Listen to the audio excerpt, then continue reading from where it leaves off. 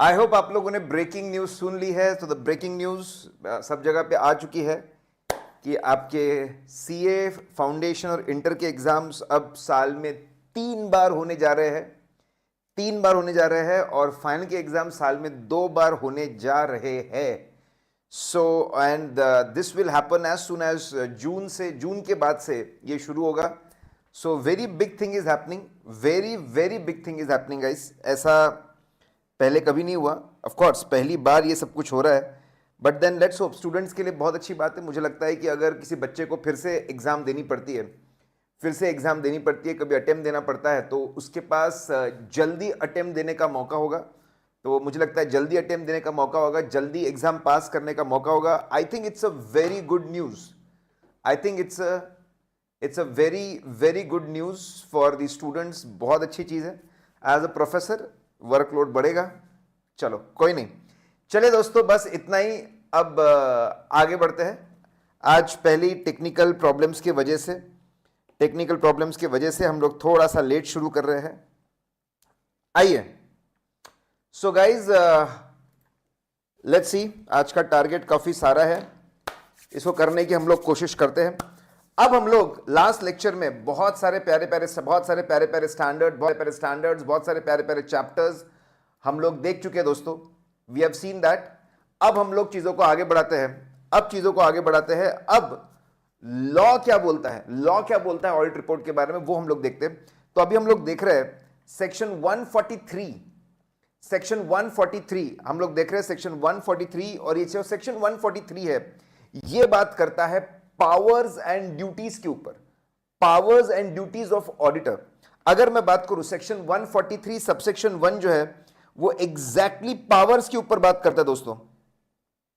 अब पावर्स की books of accounts, जो भी बुक्स एक्सेस कर सकता है, बुक्स, सभी तरह की बुक्स, इसमें बुक्स ऑफ अकाउंट्स आ गए, इसमें financial books, non financial books, statutory books, non statutory books, मतलब जो वॉलंटरी रखता है उन सबको, और उसके सपोर्टिंग डॉक्यूमेंट, इन सबको एक्सेस कर सकते हैं। ये आप लॉ में पढ़ते ही हो, इन सबको आप एक्सेस कर सकते हो। दूसरा, आप कंपनी किसी भी ऑफिसर और एम्प्लॉय को बिठाकर ऑडिट के लिए जो इंफॉर्मेशन चाहिए उसकी आप इंक्वायरी भी कर सकते हो दोस्तों। तो दो चीजें आप एक्सेस कर सकते हो, सभी तरह के बुक्स, उसके सभी तरह के सपोर्टिंग डॉक्यूमेंट्स, और आप इंक्वायरी भी कर सकते हो।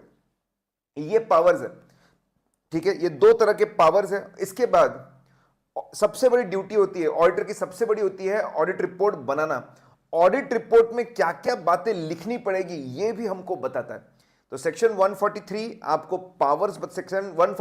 पावर्स और ड्यूटीज बताता है। 143 का सबसेक्शन 1 जो है, सबसेक्शन 1 का जो आधा पार्ट है वो पावर्स बताता है। ये जो दिया हुआ है, ये जो पोर्शन दिया है पावर्स, ये सेक्शन 143 सबसेक्शन 1 के अंदर आधे पावर्स आपके देखे रखे हुए हैं। और ऑडिट रिपोर्ट में क्या लिखना, ये सेक्शन 143 आधा सबसेक्शन 1 2 3 4, ठीक है, 1 2 3 4, इसके अलावा और, ठीक है, सेक्शन 143 सबसेक्शन 11 जो कारो है। ऑडिट रिपोर्ट में क्या क्या लिखना, यहां पे लिखा है 1 2 3 4 के अंदर लिखा हुआ है, 1 2 3 4 के अंदर लिखा हुआ है। और उसके अलावा सेक्शन 143 11 है जो कारो की बात करता है। तो ये सेक्शंस बताते हैं ऑडिट रिपोर्ट में क्या लिखना। आइए हम लोग देखते हैं कि ऑडिट रिपोर्ट में क्या लिखना है। एक छोटी सी हम लोग कहानी बनाएंगे। हमारे होनहार बुद्धिमान शक्तिमान हमारे ऑडिटर है, ठीक है, ऋतिक रोशन साहब हमारे ऑडिटर है। इमेजिन करिए उनका बहुत बड़ा ऑफिस है और वहां पे बैठे हुए ऑडिटर, अब वो एक एक करके कंपनी के लोगों को बुलाते हैं, जानबूझ के विलन्स रखे उनसे सवाल जवाब करने के लिए। सबसे बड़ा आदमी कंपनी का एमडी डैनी को बुलाते हैं, उससे पूछताछ करके ऑडिट रिपोर्ट में कुछ बातें लिखेंगे। फिर सीएफओ को बुलाते हैं, कांचा, आपको इमेजिन करना कांचा आ रहा है, उससे बातचीत करके फिर कुछ बातें लिखनी पड़ेगी रिपोर्ट के अंदर। और फिर मैनेजर को मिलाते हैं, बैडमैन गुलशन ग्रोवर, फिर आपको कुछ बातें लिखनी पड़ेगी। फाइनली आखिरी में एम्प्लॉय को बुलाते हैं, ठीक है, कटरीना कैफ, उनको बुलाते हैं, उनसे भी बातचीत करते हैं और फिर से बातें लिखते हैं। तो बहुत ही सिंपल सा, ठीक है, बहुत सिंपल सा और बहुत ही आसान सा, बहुत सिंपल और बहुत आसान सी कहानी है, उसको लेकर हम लोग आगे चलेंगे। आइए फटाफट हम लोग चीजों को देखते हैं, ठीक है।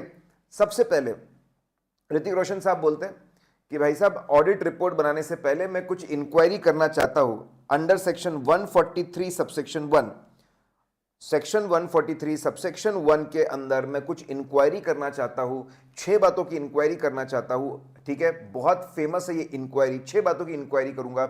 अगर कुछ एडवर्स मिला, अगर कुछ एडवर्स मिला, निगेटिव मिला तो ही रिपोर्ट करूंगा, नहीं तो रिपोर्ट करने की जरूरत नहीं होती है।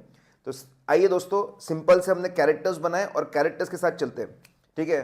तो सेक्शन 143 सबसेक्शन 1 है। ऋतिक रोशन साहब बोलते हैं कि ऑडिट रिपोर्ट बनाने से पहले मैं 143(1) के अंदर इंक्वायरी करना चाहता हूं 6 चीजों की, अगर कुछ निगेटिव मिलेगा, एडवर्स मिलेगा तो मैं रिपोर्टिंग करूंगा। अब आइए कौन सी 6 बातों की इंक्वायरी की जाती है। देखो, मैं एक बोलने का तरीका बता रहा हूं, आपको एक फ्लो बता रहा हूं, मैं आपको बोलने का तरीका बता रहा हूं, आपको एक फ्लो बता रहा हूं। अगर आप उस, ठीक है, अगर आप उस तरीके से चलोगे तो आपको फटाफट 6 बातें याद हो जाएगी। कंपनी जब बनती है तो सबसे ज्यादा पैसा कहां से आता है? कंपनी जब बनती है तो सबसे ज्यादा पैसा कहां से आता है? Issue of shares. तो उसके ऊपर आपको इंक्वायरी करनी है। पैसा आने के बाद में बहुत बार कंपनी गलत काम, इंडिया में कंपनी ने गलत काम किया है, क्या? अनशंट लोन्स एंड एडवांसेस बांटे हैं। तो अगली इंक्वायरी करनी है लोन्स एंड एडवांसेस के ऊपर। फिर पैसे अगर बच गए तो लोगों ने पर्सनल एक्सपेंसेस कर लिए, पार्टियां कर ली, ठीक है, अपने ऊपर पैसा खर्च कर लिया, उसके ऊपर इंक्वायरी करनी। पैसे खत्म करने के बाद लोग क्या करते हैं? पैसे खत्म हो जाए तो उसके बाद में लोग कंपनी के शेयर्स, डिबेंचर्स, कंपनी के पास जो शेयर्स, डिबेंचर्स होते हैं एज ए इन्वेस्टमेंट, उसको बेच देते हैं बिलो मार्केट प्राइस, ठीक है, और वो भी खा जाते हैं। फिर अपने गलत काम छुपाने के लिए क्या करते हैं? Number 5, fake book entries. Fake book entry से बुक्स में एंट्री है, रियलिटी में कुछ नहीं होता। फेक बुक एंट्रीज पास करते हैं। फाइनली अपने कर्मों को, अपने कांडों को छुपाने के लिए क्या करते हैं? ठीक है, छुपाने के लिए क्या करते हैं? Loans and advances are shown as deposits. Loans and advances जो होते हैं एसेट साइड के, उसको दिखाते हैं as a deposit given. Let's freeze guys, फटाफट इंक्वायरी करनी पड़ती है। इंक्वायरी करनी पड़ती है कितनी चीजों पे? 6 चीजों पे हम लोग को इंक्वायरी करना, 6 चीजों पे हम लोग को इंक्वायरी करनी पड़ती है। आइए अब एक एक के अंदर जाते हैं। शेयर्स में एमडी आएगा, एमडी आएगा, उसको सामने बैठा, हमने बोला क्या भाई साल भर में आपने शेयर्स इशू किए हैं क्या फॉर कैश?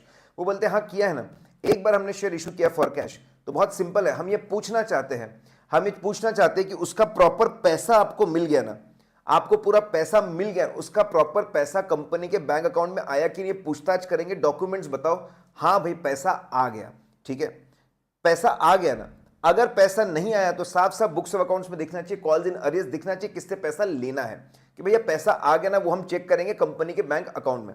उसके बाद प्रॉपर अकाउंटिंग हुई ना, अगर पैसा नहीं आया तो कॉल्स इन अरियर्स की प्रॉपर अकाउंटिंग हुई है ना, अगर प्रीमियम आया तो बराबर सिक्योरिटीज प्रीमियम में गया ना। बहुत सिंपल सी 2 बातें देखनी है, क्या पैसा कंपनी के बैंक अकाउंट्स में आया, सही में पैसा आया ना, और उसके बाद प्रॉपर अकाउंटिंग हुई ना, फिर वो कॉल्स इन अरियर्स हो या फिर सिक्योरिटीज प्रीमियम हो। तो बहुत सिंपल सी, पैसा आता है क्या, issue of shares for cash है, सिंपल से 2 सवाल पूछने, इंक्वायरी करनी है। अगर कुछ एडवर्स मिला तो ही रिपोर्ट करने, तो करने की जरूरत नहीं है। फॉर एग्जांपल अगर पैसा डाइवर्ट हो गया किसी पर्सनल अकाउंट में तो हमको रिपोर्ट करना पड़ता है। तो बहुत सिंपल 2 बातें हैं, क्या पैसा आया ना, और पैसा आने के बाद में प्रॉपर अकाउंटिंग हुई ना।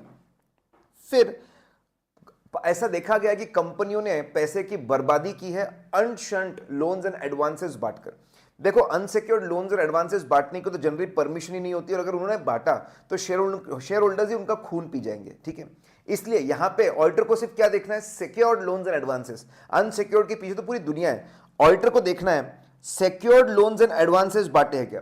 अगर सिक्योर्ड लोन्स एंड एडवांसेस बांटे, 2 सिंपल बातें पूछनी है, क्या सिक्योरिटी एडिक्वेट है, कि भाई 10 लाख का आपने लोन बांटा है तो कम से कम सिक्योरिटी 10 लाख की है कि नहीं, वेदर सिक्योरिटी इज एडिक्वेट, क्या सिक्योरिटी एडिक्वेट है। और फिर दूसरा हमको ये देखना है whether terms and condition are prejudicial, whether terms and condition are prejudicial to the terms of the क्या प्री जुडिशियल है क्या, ठीक है। इंटरेस्ट रेट बहुत कम होना, इंटरेस्ट रेट बहुत कम होना, ठीक है, रीपेमेंट 100 साल बाद होना, बहुत ही रिस्की पर्पस के लोन देना, अगर ऐसा कुछ है तो फिर आपको रिपोर्ट करना पड़ेगा। फिर पैसे बच गए तो पर्सनल एक्सपेंसेस, सिंपल सा है, हमको पीएनएल अकाउंट ओपन करना है और वहां पर देखना है एम्प्लॉय रेट, सारे एक्सपेंस देखना है, कोई पर्सनल नेचर का एक्सपेंस, घरेलू खर्चा कोई यहां पर डेबिट कर दिया है क्या। भाई पीएनएल में सिर्फ बिजनेस एक्सपेंस आने चाहिए, कोई पर्सनल एक्सपेंस डेबिट करके देखा है, देखना पड़ेगा, रिपोर्ट करना पड़ेगा। दोस्तों बहुत सिंपल है, 6 चीजों के ऊपर। तो पहली 3 चीजें हो गई। सबसे पहले क्या सबसे ज्यादा पैसा कहां से आता है? Issue of shares for cash. 2 simple civil सवाल पूछने हैं, पैसा आया क्या और आने के बाद प्रॉपर अकाउंटिंग हुई क्या। फिर सिक्योर्ड लोन्स एंड एडवांसेस के ऊपर दो सिंपल सवाल पूछने हैं, सिक्योरिटी एडिक्वेट है ना, और टर्म्स प्री जुडिशियल हार्मफुल तो नहीं है कंपनी के लिए। फिर पर्सनल एक्सपेंसेस, पीएनएल ओपन करके देखना है, रेवेन्यू अकाउंट ओपन करके देखना है कि एम्प्लॉय के एक्सपेंसेस देखो कोई पर्सनल एक्सपेंस तो डेबिट नहीं हो गया। अब पैसों वाली बात खत्म हो गई। क्या कंपनी ने साल भर में assets in the form of shares and debentures, क्या साल भर में assets in the form of shares and debentures that is nothing but investments को बेचा है क्या बिलो कॉस्ट? क्या जानबूझकर छल कपट फ्रॉड करके इसको बेचा है क्या कॉस्ट के नीचे? तो वो रिपोर्ट करना पड़ेगा। लेकिन ये चीज नहीं लगती बैंकिंग और इन्वेस्टमेंट कंपनियों को, क्योंकि आरबीआई के बहुत से रेगुलेशन को ऐसे ही लगते। क्या ऐसे बुक्स ऑफ अकाउंट्स में क्या बुक्स ऑफ अकाउंट्स में ट्रांजैक्शंस है which are merely presented by book entry, सिर्फ बुक एंट्री है, बाकी इसको सपोर्ट करने के लिए कुछ भी नहीं है। फॉर एग्जाम्पल मार्च के महीने में करोड़ों का सेल दिख रहा है, ठीक है, सेल की एंट्री दिख रही है ना, आपके पास में कस्टमर ऑर्डर है ना आपको कोई एडवांस मनी मिला है, ना आपके पास में कस्टमर ऑर्डर है, ना कोई अग्रीमेंट है, ना डिस्पैच है, सिर्फ एंट्री है। तो ये इसको हम बोलेंगे transaction presented merely by book entry, मतलब फेक बुक एंट्री है। अगर ऐसी फेक बुक एंट्रीज है तो रिपोर्ट करेंगे, रिपोर्ट करना पड़ेगा फेक बुक एंट्रीज है, इसकी पूछताछ करो, इंक्वायरी करो, मिले तो रिपोर्ट कर दो। आखिरी में whether loans and advances are shown as deposit. देखिए गाइस, लोन देना पाप है, ठीक है, अगर 5 साल के लिए लोन दिया तो 5 साल बाद ही पैसा मिलेगा। अभी अगर बीच में आप भूखे मर रहे हो, आपको पैसों की सख्त जरूरत है, फिर भी आपको नहीं मिलेगा। एडवांस देना महापाप है। एडवांस में भाई एडवांस दिया, आपको गुड्स एंड सर्विसेज मिलेंगी नहीं मिलेंगी किसको मालूम। सबसे पुण्य काम है डिपॉजिट, क्योंकि डिपॉजिट आप कभी भी लिक्विडेट कर सकते हो। तो क्या कंपनी ने लोन्स एंड एडवांसेस बांटे क्या? तो लोग जान ले लेंगे इनकी कंपनी का पैसा फंसा दिया लोन्स एंड एडवांसेस में, तो इसको छुपाने के लिए वो लोग क्या करते हैं, उसको डिपॉजिट दिखाते हैं। Loans and advances given are shown as deposit, क्या ऐसी हरकत की है क्या? इसके ऊपर हमको इंक्वायरी करनी पड़ेगी। तो दोस्तों बहुत सिंपल, बहुत आसान। लेट्स फ्रीज गाइस, सेक्शन 143 का सबसेक्शन का आधा पार्ट पावर हमको देता है, 2 तरह के पावर देता है। 1 का आधा पार्ट हमको 6 तरह की इंक्वायरी करने के लिए बोलता है, कुछ एडवर्स मिला तो रिपोर्ट करना पड़ेगा, दैट्स इट। 143(1) हमारा हो गया दोस्तों, 143(1) हो गया। अब 143(2) बोलता है इंक्वायरी करने के बाद में हर ऑडिटर की जिम्मेदारी है जितने फाइनेंशियल स्टेटमेंट आप जनरल मीटिंग में पेश करोगे उन सब के ऊपर ऑडिट रिपोर्ट देनी ही पड़ेगी। और वो ऑडिट रिपोर्ट में लिखना पड़ेगा क्या, to the best of the information explanation obtained by the auditor whether financial statements give true and fair view. तो सेक्शन 143 सबसेक्शन 2 मैंडेटरी कर देता है कि जितने फाइनेंशियल स्टेटमेंट आपके जनरल मीटिंग में पेश होंगे सबके ऊपर ऑडिट रिपोर्ट देनी ही पड़ेगी। ऑडिट रिपोर्ट को मैंडेटरी कर देता है 143 सबसेक्शन 2।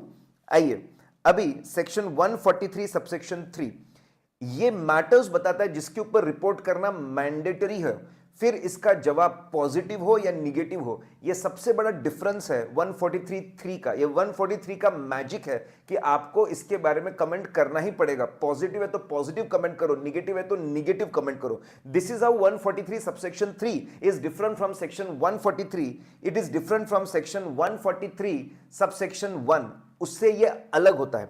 अब आ जाइए दोस्तों, अब 143 के लिए हम लोगों ने किस किस को बुलाया? 143 सबसेक्शन 3 के लिए हम लोगों ने किस किस को बुलाया? बहुत सिंपल सी कहानी लेकर चल रहे हैं, बहुत सारे पॉइंट्स हमको इस कहानी में याद हो जाएंगे। 143 सबसेक्शन 1 हम खत्म कर चुके हैं, 143(2) हम लोग खत्म कर चुके हैं। अब 143 सबसेक्शन 3 के लिए हम 3 कैरेक्टर्स को बुलाएंगे, ठीक है। सीएफओ को बुलाएंगे, उससे छोटे हम लोग मैनेजर को बुलाएंगे, और उससे छोटे हम एम्प्लॉय को बुलाएंगे। तो हमने सीएफओ को बुलाया, सीएफओ अपने हाथ में फाइनेंशियल स्टेटमेंट लेकर आया। तो हमने सबसे पहला सवाल किया सीएफओ को कि भाई तू फाइनेंशियल स्टेटमेंट लेके आया, बता सबसे इंपॉर्टेंट प्रिंसिपल्स की फाइनेंशियल स्टेटमेंट कहां से बना, फाइनेंशियल स्टेटमेंट कैसे बना, कहां पे दिए होते। तो बोले अकाउंटिंग स्टैंडर्ड्स, बहुत बढ़िया। तो हमको चल बता अकाउंटिंग स्टैंडर्ड्स फॉलो किए कि नहीं। सीएफओ को पूछते सबसे पहला सवाल, सबसे इंपॉर्टेंट पहला सवाल कि भाई अकाउंटिंग स्टैंडर्ड्स फॉलो किए क्या? अकाउंटिंग स्टैंडर्ड फॉलो किए, हाँ तो हाँ बोलेंगे, ना तो ना बोलेंगे। अब बोले चल अच्छी बात है, मुझे बता डेटा कहां से आता? बोले डेटा बुक्स ऑफ अकाउंट से आता है। चल बुक्स ऑफ अकाउंट्स लेके आ और अग्री करके बता। चल मुझे अग्री करके बता कि whether data of books of accounts and data of financial statement whether they agree with each other. Trial balance और फाइनेंशियल स्टेटमेंट आपस में मैच होते हैं क्या? हाँ तो हाँ लिखेंगे, ना तो ना लिखेंगे, ठीक है। जो भी रिजल्ट मिला वो हम लोग लिख देंगे। अब तो बुक्स ऑफ अकाउंट्स लेके आया ही है तो चल प्रूव करके बता whether books of accounts are proper. उसके बारे में कमेंट करना पड़ता है बुक्स ऑफ अकाउंट्स प्रॉपर है क्या। कौन से बुक्स ऑफ अकाउंट्स प्रॉपर होते हैं? जिसमें 3 चीजें हो, जहां पे अक्रूवल बेसिस फॉलो हो रहा है, डबल एंट्री सिस्टम फॉलो हो रहा है और ट्रू एंड फेयर व्यू मिल रहा है। ठीक है, अब तो बुक्स ऑफ अकाउंट्स लेकर आया ही है, तो तेरे को पता है बुक्स ऑफ अकाउंट्स और फाइनेंशियल स्टेटमेंट बनाने के लिए एक सिस्टम लगता है, उसको क्या बोलते हैं? Internal financial control over financial reporting. ये बुक्स को बनाने के लिए एक सिस्टम लगता है, internal financial control over financial reporting. ठीक है, ये एक सिस्टम लगता है, ये एक सिस्टम लगता है। ठीक है, चल ये सिस्टम मुझे समझा, मैं कमेंट करूंगा कि एक बुक्स ऑफ अकाउंट्स और फाइनेंशियल स्टेटमेंट बनाने का जो सिस्टम है, इंटरनल फाइनेंशियल कंट्रोल और फाइनेंशियल रिपोर्टिंग, ये एडिक्वेट है कि नहीं, ये प्रॉपर है कि नहीं। ठीक है, ये कमेंट नहीं करना पड़ता है, एग्जेम्पशन है प्राइवेट कंपनीज में। कौन सी प्राइवेट कंपनी? सबसे छोटा ओपीसी। ओपीसी में ये रिपोर्टिंग नहीं करनी पड़ती। इससे बड़ा कौन सा होता है? स्मॉल कंपनी, ये रिपोर्टिंग नहीं करनी पड़ती। इससे बड़ा क्या होता है? प्राइवेट कंपनी, लेकिन जहां पे एग्रीगेट, जहां पे borrowing is not exceeding 25 crore and turnover is not exceeding 50 crore. ठीक है, turnover is not exceeding 50 crore and borrowing is not exceeding 25 crore. तीन जगह पे रिपोर्टिंग नहीं करनी पड़ती, एग्जेम्पशन है तीन जगह पे। ओपीसी में एग्जेम्पशन है, उससे बड़ा स्मॉल कंपनी में एग्जेम्पशन है, उससे बड़ा ऐसी प्राइवेट कंपनी जहां पे टर्नओवर 50 करोड़ के ऊपर नहीं जा रहा है, एंड है, वेरी इंपॉर्टेंट, एंड है, और बोरिंग 25 करोड़ के ऊपर नहीं जा रही है। ये एग्जेम्पशन नहीं मिलेगा अगर आपने डिफॉल्ट किया है सेक्शन 92 में, अगर आपने एनुअल रिटर्न फाइल नहीं किया, और सेक्शन 137 में अगर आपने फाइनेंशियल स्टेटमेंट अगर फाइल नहीं किए है। तो सिस्टम को बनाता कौन है? डायरेक्टर। हमको बताना है साल भर में क्या कंपनियां, कोई भी डायरेक्टर डिसक्वालीफाई हुआ क्या अंडर सेक्शन 164 सबसेक्शन 2 के अंदर? क्या फाइनेंशियल कोई इरेगुलरिटी के लिए कोई बंदा डिस्क्वालीफाई हुआ क्या? मैं पांचों चीजों को एक साथ वापस बात दूंगा, पहले सुन लीजिए। 164(2) में कोई भी बंदा डिस्क्वालीफाई कब होता है? अगर डायरेक्टर किसी कंपनी में, अगर कोई बंदा कंपनी में, किसी भी कंपनी में डायरेक्टर है और उसके रहते हुए लगातार 3 साल तक फाइनेंशियल स्टेटमेंट या एनुअल रिटर्न फाइल नहीं होता, लगातार 3 साल तक, या फिर 1 साल या उससे ज्यादा हो गया, डिपॉजिटर्स, बेचारे डिपॉजिटर्स, उससे बड़े डिबेंचर, उनका इंटरेस्ट या डिक्लेयर डिविडेंड पे नहीं हुआ, तेरे रहते हुए इतने बड़े बड़े कांड हुए, तो बंदा डिस्क्वालीफाई होता है 5 साल के लिए। सभी कंपनीज में बंदा डिस्क्वालीफाई हो जाता है। लेट्स फ्रीज गाइस, ध्यान देंगे। हम लोग क्या पढ़ रहे हैं? हम लोग पढ़ रहे हैं सेक्शन 143, उसमें पावर्स और ड्यूटीज के बारे में। 143(1) का जो आधा पार्ट है पावर है, ठीक है, और 1, 2, 3, 4 के अंदर ड्यूटी दी हुई है। हम लोगों ने पढ़ लिया 143(1) ऑडिट रिपोर्ट बनाने पहले इंक्वायरी करनी पड़ती, 6 बातों की इंक्वायरी करनी पड़ती। एमडी को बुलाया, 6 बातों पे इंक्वायरी करनी है, कुछ एडवर्स मिला तो ही रिपोर्ट करना है, तो रिपोर्ट करने की जरूरत नहीं है। इंक्वायरी करने के बाद सेक्शन 142 मैंडेटरी करता है कि तुमको ऑडिट रिपोर्ट बनानी पड़ेगी for all the financial statement which are presented in general meeting. बताना पड़ेगा whether it gives true and fair view. 143(3) के अंदर की सभी बातों पे रिपोर्ट करना मैंडेटरी है, हाँ तो हाँ, ना तो ना, अनलेस वो एप्लीकेबल ही नहीं हो। आप जैसे एक पॉइंट है ब्रांच ऑडिटर का, वो ब्रांच ऑडिटर है ही नहीं किसी कंपनी में, तो वो बात बोलनी नहीं पड़ेगी, वो आपको छोड़ देनी पड़ेगी। अंडरस्टूड है? नहीं तो आपको रिपोर्टिंग मैंडेटरी होती है। अब बहुत सिंपल, 143 सबसेक्शन 3 के लिए हम लोगों ने सबसे पहले कांचा को बुलाया, सीएफओ को बुलाया, हमने सबसे पहले सीएफओ को बुलाया। ठीक है, सबसे पहले हम लोगों ने सीएफओ को बुलाया, और सीएफओ को बुलाकर हम लोगों ने सिंपल 5 बातें बोली। भाई तो फाइनेंशियल स्टेटमेंट लेके आया, सबसे इंपॉर्टेंट होते हैं बेसिक प्रिंसिपल्स, बोले अकाउंटिंग स्टैंडर्ड से आते हैं, चल प्रूफ करके बता अकाउंटिंग स्टैंडर्ड्स फॉलो हुए कि नहीं, उसका एक पॉइंट आ गया। फिर डेटा कहां से आता है? बुक्स ऑफ अकाउंट, चल प्रूफ करके बता अग्री होते कि नहीं। अब तो बुक्स ऑफ अकाउंट्स लेके आया है, तो पहले प्रूफ करके बता कि तेरे जो बुक्स है वो बुक्स प्रॉपर है कि नहीं, वेदर ये तेरे जो बुक्स है ना, whether this books are proper और नॉट। चल प्रूफ करके बता दे बेटा, ठीक है, बुक्स प्रॉपर है कि नहीं। अब बुक्स को बनाने का जो सिस्टम होता है, internal financial control, financial reporting, वो एडिक्वेट है कि नहीं, उसके बारे में बात करेंगे। सिस्टम कौन बता रहा है? डायरेक्टर्स। क्या डायरेक्टर्स में कोई बंदा डिस्क्वालीफाइड तो नहीं अंडर सेक्शन 164 सबसेक्शन 2? वो बता दे। अगर आप ध्यान से देखोगे तो ये पांचों पॉइंट एक में से कनेक्टेड है, एक सीक्वेंस में है, इससे याद रखने में आपको बहुत ज्यादा आसानी होगी। अब मैनेजर को बुलाते हैं, मैनेजर तू आ, ठीक है। ऐसा है सेक्शन 143 सबसेक्शन 3 गवर्नमेंट को बोलता है कि आप रूल्स बनाकर और बातें इंट्रोड्यूस कर सकते हो। तो उन्होंने रूल 11 मैनेजर को बुलाया, रूल 11 के लिए मैं तेरे से बातचीत करूंगा, ठीक है। कौन सी बातचीत करूंगा? शक्ल पे जाओ, शक्ल से दिखता है बैडमैन, लफड़ा करके शॉर्टकट है। रूल 11 के अंदर आपको, और सेक्शन 143 सबसेक्शन 3 है, सेक्शन 140 सबसेक्शन 3 है, उसमें एक पॉइंट बोलता है रूल बना सकते, और रूल बना है, रूल 11 बना हुआ है, रूल 11 बना है। और रूल 11 में आपको रिपोर्ट करना पड़ता है लफड़ा पॉइंट्स पे, ठीक है। कितने पॉइंट्स है ये, ठीक है। एल 2 बार है, ए 1 बार है, एफ 2 बार है, ठीक है। 6 पॉइंट्स है। आइए सबसे पहले लफड़ा, एल स्टैंड फॉर लिटिगेशन, यहां पे रिपोर्ट करना पड़ेगा। L stand for litigation, L stand for litigation, report करना पड़ेगा कि क्या कंपनी अपने लिटिगेशंस की प्रॉपर अकाउंटिंग करती है ना, प्रॉपर उन्हें प्रोविजन बनाया जहां पे जरूरत है, अगर जरूरत नहीं है तो क्या प्रॉपर कॉन्टिजेंट लायबिलिटी बनाया है ना। हमको रिपोर्ट करना है कि क्या लिटिगेशंस का प्रॉपर अकाउंटिंग या फिर प्रॉपर डिस्क्लोजर किया है ना, प्रॉपर प्रोविजंस बनाए ना और नोट्स ऑफ अकाउंट से प्रॉपर डिस्क्लोजर्स दिए ना। फिर एल स्टैंड फॉर लॉसेस, फिर एल स्टैंड फॉर लॉसेस। अगर कंपनी ने, क्या कंपनी, अगर कंपनी ने कॉन्ट्रैक्ट साइन किए, लॉन्ग टर्म कॉन्ट्रैक्ट साइन किए, क्या कोई भी कॉन्ट्रैक्ट उनका लॉस में है क्या, अगर लॉस में है तो इन्होंने उसका प्रॉपर प्रोविजन बनाया है ना, ठीक है। एल फॉर लॉसेस बहुत सिंपल है, अगर कंपनी ने कॉन्ट्रैक्ट साइन किए हैं, क्या वो कॉन्ट्रैक्ट लॉसेस में है, क्या वो कॉन्ट्रैक्ट, ठीक है, क्या वो कॉन्ट्रैक्ट लॉसेस में, क्या वो कॉन्ट्रैक्ट लॉसेस में है, अगर वो लॉसेस में, अगर वो कॉन्ट्रैक्ट लॉसेस में है तो उसका प्रॉपर प्रोविजन बनाया है क्या। एल फॉर लिटिगेशंस के बारे में कमेंट करना है कि उसकी अकाउंटिंग या डिस्क्लोजर बराबर है ना। एल फॉर लॉसेस, अगर कोई लॉन्ग टर्म कॉन्ट्रैक्ट लॉसेस में है तो क्या उसका प्रोविजन बनाया ना, उसके बारे में कमेंट करना है। Then A stand for accounting software, अगर कंपनी अकाउंटिंग के लिए अकाउंटिंग सॉफ्टवेयर यूज कर रही है तो हमको कमेंट करना है क्या उसके अंदर एडिट हिस्ट्री का फीचर है क्या, क्या उसके अंदर ऑडिट ट्रेल, क्या सॉफ्टवेयर के अंदर ऑडिट ट्रेल का फीचर है क्या, मतलब हर ट्रांजैक्शन की एडिट हिस्ट्री मिलती है क्या। नंबर 1 एडिट हिस्ट्री मिलती है क्या, ये ट्रांजैक्शन किसने बनाया था, कब पोस्ट किया था, कितने पे किया था, क्या क्या चेंजेस किए थे, वो एडिट हिस्ट्री दिखती है क्या।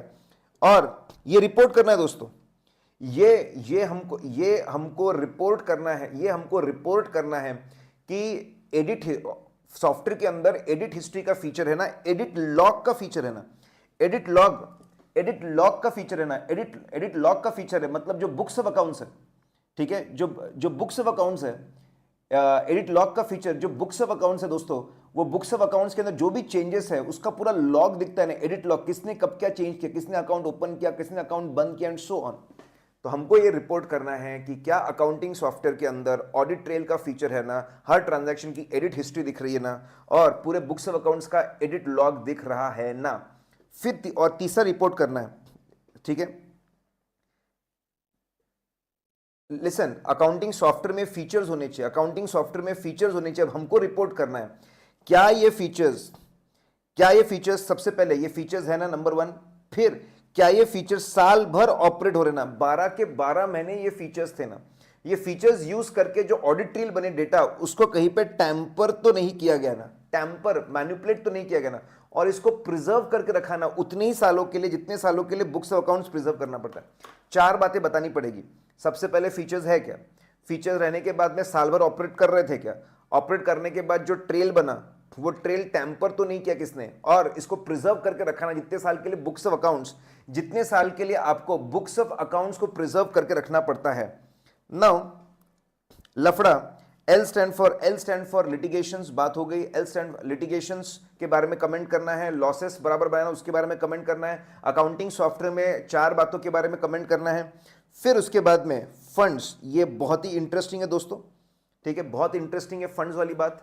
क्या है सर ये फंड्स वाली बात, सभी कंपनीज को अपने नोट्स टू अकाउंट्स में बताना पड़ता है, सभी कंपनीज को अपने नोट्स टू अकाउंट्स में बताना पड़ता है क्या उन्होंने अपना पैसा शेयर कैपिटल का पैसा हो या बोरोइंग का पैसा हो या अपना कमाया हुआ पैसा है, ये किसी इंटरमीडिएट कंपनी, बीच की किसी कंपनी को दिया क्या, वो इंडिया में हो सकती है, इंडिया के बाहर हो सकती है, it can be company, it can be firm, it can be individual, क्या उसको हमने पैसा दिया क्या, और हमने क्या उसको ऐसे इंस्ट्रक्शन दिए कि ये पैसा तेरे को किसी अल्टीमेट बेनिफिशियरी को ट्रांसफर करना है। मतलब मुंबई कंपनी को सपोज मॉरिशस में पैसे भेजने, डायरेक्ट भेजेंगे तो पूरी दुनिया सवाल पूछेंगी, तो उसने एक दिल्ली की कंपनी को पकड़ा, ये ले 50 करोड़ रुपए और ये पैसे तू मॉरिशस की पार्टी को दे दे, मॉरिशस की पार्टी को देते, इसको बोलते हैं funds given to a intermediary so that this money can be paid और used for the benefit of a ultimate beneficiary. ठीक है, कंपनी को खुद अपने नोट्स टू अकाउंट्स में देना पड़ता है, उन्होंने क्या अपने फंड्स को किसी फंड्स दिए क्या टू अ इंटरमीडियरी ताकि वो अल्टीमेट बेनिफिशियरी तक पहुंच सके। उल्टा भी क्या साल भर में फंड्स रिसीव किए क्या, फंड्स रिसीव किए किसी फंडिंग पार्टी से और खुद एक्ट किया क्या एज ए इंटरमीडियरी, और क्या ये पैसा किसी बेनिफिशियरी तक पहुंचाया गया?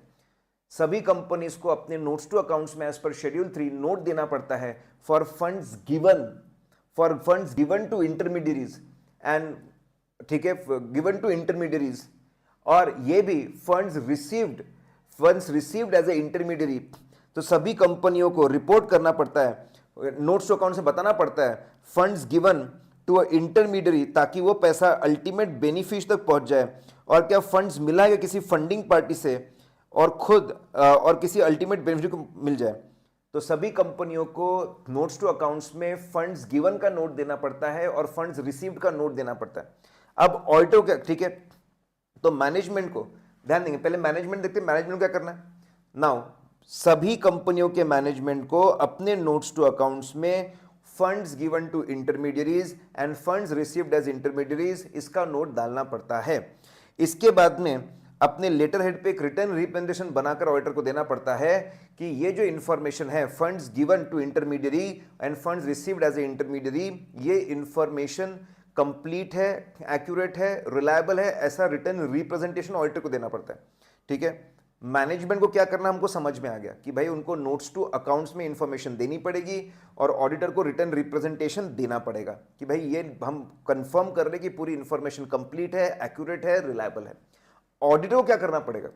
ठीक है, ऑडिटर को रीजनेबल ऑडिट प्रोसीजर देखना पड़ेगा। बड़े बड़े फंड्स रिसीव्ड और गिवन को चेक कर लो, ठीक है, कि चेक कर लो कई funds given to intermediate, fund received as a intermediate, ऐसा कुछ तो नहीं है ना। मोटा मोटी चीजों को चेक कर लो, रीजनेबल ऑडिट प्रोसीजर लगा लो और फिर कमेंट करो कि जितना ऑडिट हमने किया ऐसा nothing has come to our attention जो इंडिकेट करता हो कि इस नोट के अंदर कोई मटेरियल मिसस्टेटमेंट है, ऐसा कमेंट करना पड़ता है। भाई जितना ऑडिट किया, ठीक है, उसमें हमको ऐसा कुछ भी नहीं मिला जो हमको बताए कि कुछ प्रॉब्लम है इस नोट के अंदर। लेट्स फ्रीज गाइस, बड़ा इंटरेस्टिंग सा पॉइंट है। हमारे पास में टाइम बहुत कम है, रैपिड रिवीजन है।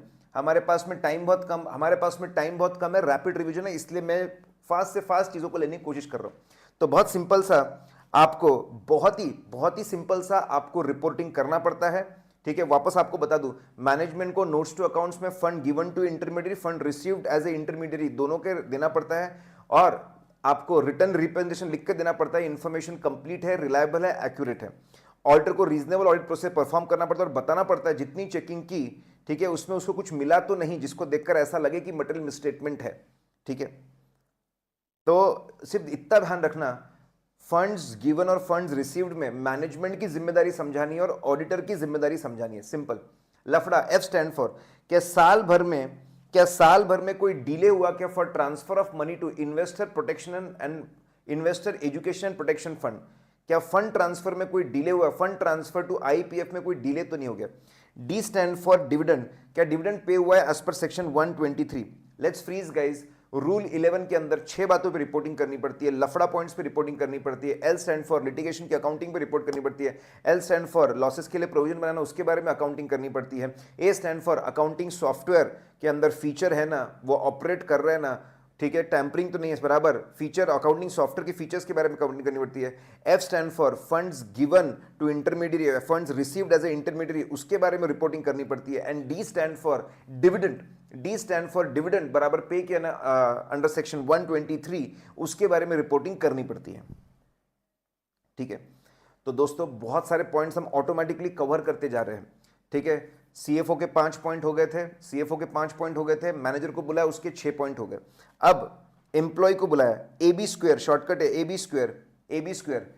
ठीक है, सबसे पहले हम एम्प्लॉय क्यों बुलाते हैं? हमको कमेंट करना पड़ता है क्या ऑडिट के लिए जरूरी, have we obtained all the information explanation, क्या ऑडिटर ने ऑल द इंफॉर्मेशन एक्सप्लेनेशन जो ऑडिट के लिए जरूरी होता है वो ऑब्टेन किया कि नहीं किया, उसके बारे में रिपोर्ट करना पड़ता है, ऑल इंफॉर्मेशन एक्सप्लेनेशन के बारे में। बी स्टैंड फॉर कि भाई जो भी ब्रांच ऑडिटर्स थे उनसे तेरे को रिपोर्ट मिली ना और तूने वो रिपोर्ट पढ़कर अपनी फाइनल रिपोर्ट को बनाया ना, तो ब्रांच रिपोर्ट के बारे में कमेंट करना पड़ता है। एम्प्लॉय को बुलाया तो इसीलिए ताकि ऑल द इंफॉर्मेशन एक्सप्लेनेशन ले सके, ब्रांच रिपोर्ट अगर है तो वो भी ले सके। तो ऑल द इंफॉर्मेशन एक्सप्लेनेशन के बारे में रिपोर्ट करना है, ब्रांच रिपोर्ट पढ़कर अपनी मेन रिपोर्ट बनाई ना, उसके बारे में आपको रिपोर्ट करना है। Then A stand for adverse effect, very interesting, क्या एडवर्स इफेक्ट, क्या ऑडिट रिपोर्ट में कोई भी ऐसा पॉइंट है, क्या ऑडिट रिपोर्ट में कोई भी ऐसा पॉइंट है जिसको देखकर ऐसा लगे that there is a adverse effect on functioning of the company? क्या ऑडिट रिपोर्ट में कोई भी ऐसा ऑब्जर्वेशन, कोई भी ऐसा कमेंट जैसे qualification, adverse, disclaimer, EMP, OMP, कोई भी ऐसा पॉइंट है क्या जिसको देखकर ऐसा लगे there is a adverse effect on functioning of the company? Sir adverse effect on functioning of the company मतलब क्या? Connected to losses. क्या कोई भी ऐसा पॉइंट है क्या जो पास्ट लॉसेस, प्रेजेंट लॉसेस या फ्यूचर लॉसेस के बारे में? ठीक है, फॉर एग्जांपल अगर ऑडिट रिपोर्ट में लिटिगेशंस के बारे में लिखा है कि कंपनी के ऊपर 500 करोड़ का लिटिगेशन पेंडिंग है, यार ये तो बहुत बड़ा लॉस है, तो लिखना पड़ेगा yes point number so and so है, ठीक है, जो दिखाता है कि there is a adverse effect, इसका एडवर्स इफेक्ट है, adverse effect on the functioning of the company. तो लॉस से कनेक्टेड कोई भी पॉइंट होगा तो बोलना पड़ेगा yes point number so and so, so and so, so and है जो का इनका adverse effect on functioning of the company. फिर B stand for books accounts. क्या ऑडिट रिपोर्ट में कोई भी ऐसा पॉइंट है, कोई भी ऐसा पॉइंट है वापस कि जो बताता है that there is a problem with maintenance of books of accounts? Books of accounts सबसे इंपॉर्टेंट चीज होती है, बुक्स ऑफ अकाउंट सबसे इंपॉर्टेंट चीज होती है, वहीं से सब कुछ बनता है। क्या कोई भी ऐसा पॉइंट है जो बताता है that there is a problem with maintenance of books of account? Guys A B square करके शॉर्टकट था। A stand for all the information explanation, B stand for branch report, A stand for adverse effect on functioning of the company, B stand for आपके books of accounts का maintenance. Then 143 subsection 4, अगर आपने कहीं पर भी बोला, कुछ negative comment किया कि भाई कंपनी में ये गलत है, वो गलत है, ऐसा गलत है, वैसा गलत है, आपको रीजन देना पड़ेगा दोस्तों, रीजन देना पड़ेगा दोस्तों, reason has to be given. खत्म हो गया हमारा 1 2 3 4। Let's freeze guys, 1 2 3 1 2 3 4। 1 का आधा पार्ट आपका पावर्स होता है, 2 पावर्स हम देख चुके, एक्सेस का पावर और इंक्वायरी का पावर। उसके बाद में आपके 1 के अंदर हम लोग इंक्वायरी करते 6 बातों की, फिर 2 के अंदर ऑडिट रिपोर्ट बनाने की जिम्मेदारी हमारी, हम बनाएंगे ऑडिट रिपोर्ट। 3 के अंदर सीएफओ को बुलाया, 5 बातें क्लियर हो गई, मैनेजर को बुलाया, 6 बातें क्लियर हो गई, ठीक है, एम्प्लॉय को बुलाया, 4 बातें, ए बी स्क्वायर क्लियर हो गया। 143(4) बोलता है अगर आपको कुछ भी निगेटिव अगर कमेंट करना है तो आपको रीजन देना पड़ेगा। फिर 197 मैनेजरियल रेम्यूनरेशन के लिए होता है, आपको रिपोर्ट करना है कि कंपनी ने साल भर में जितना भी मैनेजरियल रेम्यूनरेशन दिया, डायरेक्टर्स को रेम्यूनरेशन दिया या फिर मैनेजर्स को जो पैसा पे किया, वो एज पर सेक्शन 190 जो प्रॉपर लिमिट्स में है ना, लिमिट्स के हिसाब से पे किया ना। आपको पता होगा 11% इज द मैक्सिमम लिमिट जितना पे कर सकते हो, सारे लिमिट्स फॉलो किए ना, कुछ भी एक्सेस पे तो नहीं किया, ठीक है। अगर पे किया है तो उसके डिटेल्स देने पड़ेंगे, ठीक है। तो दोस्तों हमारा सेक्शन 143 सबसेक्शन 1 2 3 4 खत्म हो चुका है। 1 2 3 4 ये सभी बातें ऑडिट रिपोर्ट में लिखनी पड़ेगी। ऑडिट रिपोर्ट का सेकंड पार्ट आता है report on other legal and regulatory requirement. Audit report का सेकंड पार्ट आता है दोस्तों, ऑडिट रिपोर्ट का सेकंड पार्ट आता है, ठीक है, audit report on other legal and regulatory requirement, other legal and regulatory requirement, ठीक है। वहां पे आपको रिपोर्ट करना पड़ेगा। आइए 143(11) बहुत ही सिंपल सा है। 143(11) पावर देता है सेंट्रल गवर्नमेंट को, पावर देता है सेंट्रल गवर्नमेंट को कि आप एनएफआरए के साथ में कंसल्ट करके ऑर्डर इशू कर सकते हो सभी ऑडिटर्स को और उनको एडिशनल रिपोर्टिंग के बारे में बोल सकते हो, ऑडिट रिपोर्ट में एडिशनल बातें लिखने के बारे में बोल सकते हो। तो 143(11) सेंट्रल गवर्नमेंट को पावर देता है कि एनएफआरए से कंसल्ट करने के बाद में आप ऑर्डर इशू करो ऑडिटर्स के ऊपर कि वो अपनी ऑडिट रिपोर्ट जब भी बनाएंगे तो कुछ एडिशनल बातें लिखेंगे और उस ऑर्डर को बोलते हैं कारो order, company auditor report order. Company के ऑडिटर को अपनी रिपोर्ट बनाते वक्त इस ऑर्डर को फॉलो करना पड़ेगा और उसके हिसाब से कुछ और बातें लिखनी पड़ेगी ऑडिट रिपोर्ट में। क्योंकि ये बातें ज्यादा होती है तो उसको सीधा एनेक्स्चर में लिखा जाता है। 21 बातें लिखनी पड़ती है तो सीधा उसको एनेक्स्चर के अंदर ही लिखा जाता है दोस्तों, ठीक है। आइए 143 1 2 3 4 हो गया। उसके बाद में 143(11) के अंदर कारो आता है। कारो का हम लोगों ने ओरिजिन देख लिया, कारो अभी आगे आएगा। अब फ्रॉड रिपोर्टिंग बहुत सिंपल है। ये इमेज जो है उसको आपको देखना है पूरी चीज। फ्रॉड रिपोर्टिंग को 2 हिस्सों में बांटा हुआ है, 1 करोड़ और above, 1 crore above and below 1 crore.